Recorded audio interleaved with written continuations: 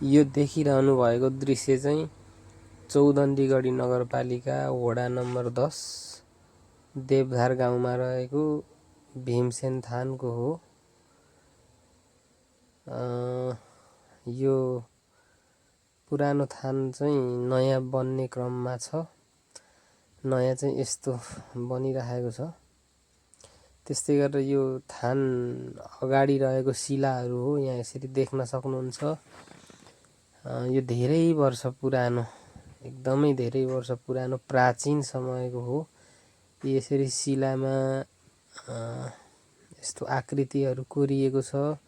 जहाँसम्म मलाई लाग्छ यो महाभारतकालीन समयको एउटा पुरातात्विक महत्त्व बोकेको ठाउँ हो। यहाँ बसा यस्तो अवस्थामा छ। पछाडिको भाग भने अगाडिको टाउकोको भाग यो शिला चाहिँ काटिएको छ। यहाँका बुवा आमाहरूले भन्नुभए अनुसार चाहिँ यो मन्दिर एकदमै प्राचीन हो। हामी मन्दिरको भित्री भाग देखाउँदैछौँ। भित्री भाग चाहिँ यस्तो छ। यहाँ नयाँ मन्दिर बनाइएको छ। यहाँ देखिएको यो शिला चाहिँ एकदमै यहाँका ज्येष्ठ नागरिक बुवा आमाहरूले भन्नुभए अनुसार चाहिँ यो शिला यहाँ ओरिजिनल शिला चाहिँ धेरै वर्ष अगाडि नै यहाँबाट चोरी भएको छ। यो जुन शिवलिङ्ग आकारको देखिराखिएको छ, यहाँ चाहिँ त्यो शिला थियो भनेर एकदमै पुराना हाम्रा बुवा आमाहरूले भन्नुहुन्छ। यो जुन तपाईहरुले यहाँ देखिरहनु भएको छ, यो देखिएको भागमा यो त्रिशूलहरू भएको भागमा चाहिँ त्यो शिवलिङ्ग आकारको चाहिँ शिला थियो भनेर चाहिँ यहाँ एकदमै पुराना बुवा आमाहरूले भन्नुहुन्छ। यस्तो छ यो आकार। यहाँ चाहिँ बाला चतुर्दशीहरूमा सतबीजहरू छर्ने गरिन्छ। देखिरहनु भएको छ। यो जुन माला लगाइदिएर मेरो हातले यो छुइरहेको छु, यो स्थानमा चाहिँ एउटा चिल्लो कालो आकारको चाहिँ ढुङ्गा थियो भनेर भन्नुहुन्छ।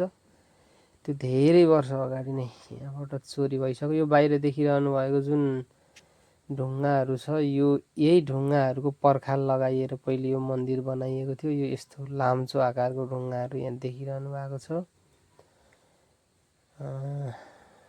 यो छेउमै रहेको ढुङ्गा जुन चाहिँ छिनो हम्मर अथवा आराहरूले काटेर चाहिँ यस्तो आकार दिएको जस्तो देखिन्छ। यो जुन देखिरहनु भएको छ भिडियोमा यस्तो छ। यो चाहिँ एउटा ऐतिहासिक र पुरातात्विक महत्त्व बोकेको ठाउँ यो शिलाहरू हो।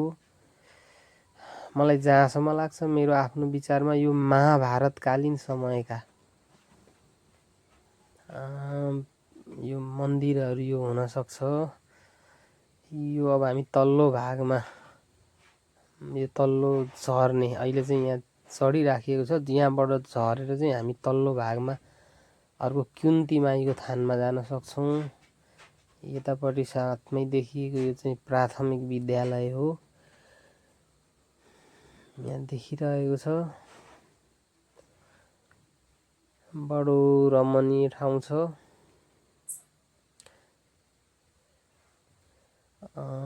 अब यो देख्नु भएको चाहिँ कुन्ती माईको थान हो। यहाँबाट तपाईले देखिरहनु भएको छ। भित्रको आकारहरू शिलामा के कस्तो छ त्यो पनि म देखाउने छु। यो कुन्ती माईको थानसम्म झर्ने बाटो हो। माथि भीमसेन थानबाट यो कुन्ती माईको भित्री भाग हो।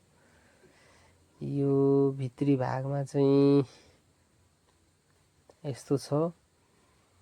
यहाँ यो बाला चतुर्दशीको दिन हो। आज पूजा गरिराख्नु भएको छ स्थानीय बासिन्दाहरूले। हामी पनि आएको छौँ। यसरी ढुङ्गामा कुदिएको छ यो। र यो यसरी यो चाहिँ कुन्ती माईको थान हो। यसरी ढुङ्गामा एक किसिमको मूर्ति र आकृतिहरू बनाइएको छ।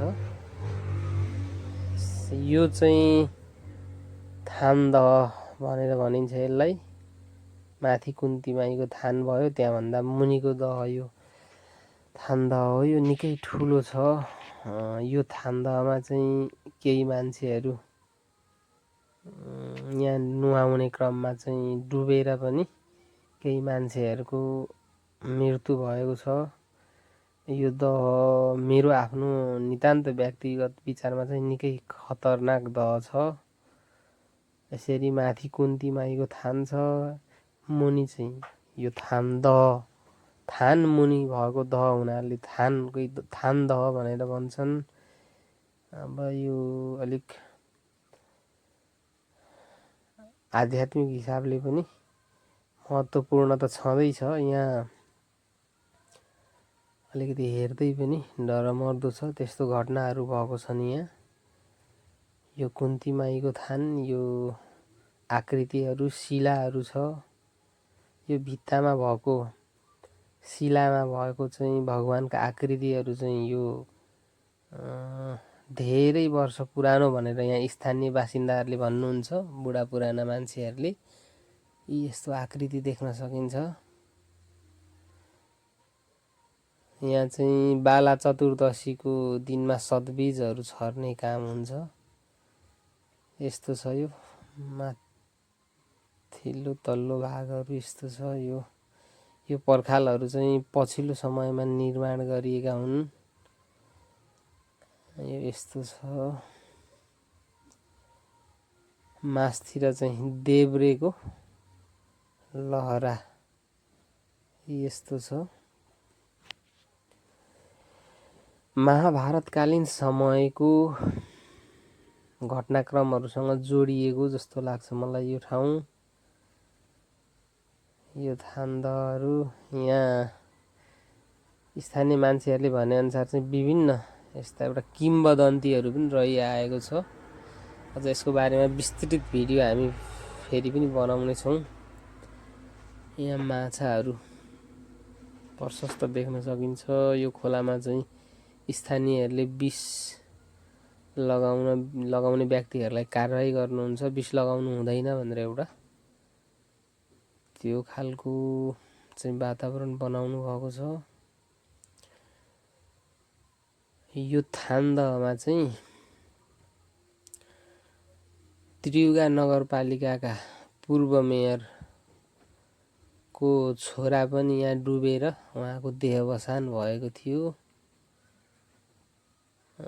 यसपालि चाहिँ यो तिहारको समयमा पानी परेको हुनाले पनि, ठुलो वर्षा भएको हुनाले पनि यो भेगतिर अहिलेसम्म प्रशस्त पानी देख्न सकिन्छ।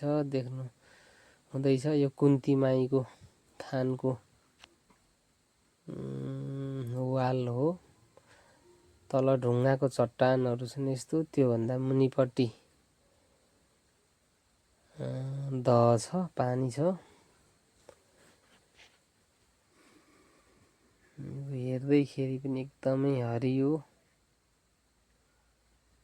माछाहरू चाहिँ यो थानदहमा प्रशस्तै छन्। दहमा तल ढुङ्गाहरू पनि धेरै छन्, प्रशस्तै देख्न सकिन्छ।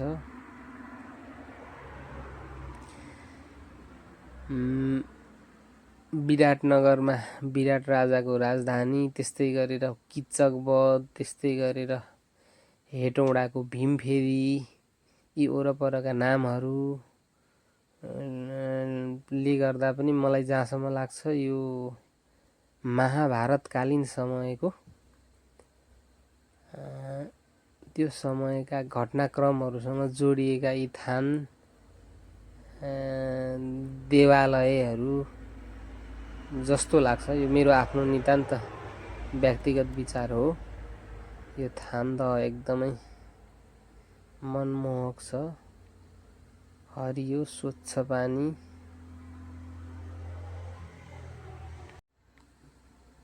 फेरि पनि कुन्ती माईको थान, माथि जाने सिँढी, यसरी भौतिक संरचनाहरू पनि निकै बनाउनु भएको छ। यो निकै रमणीय ठाउँ छ।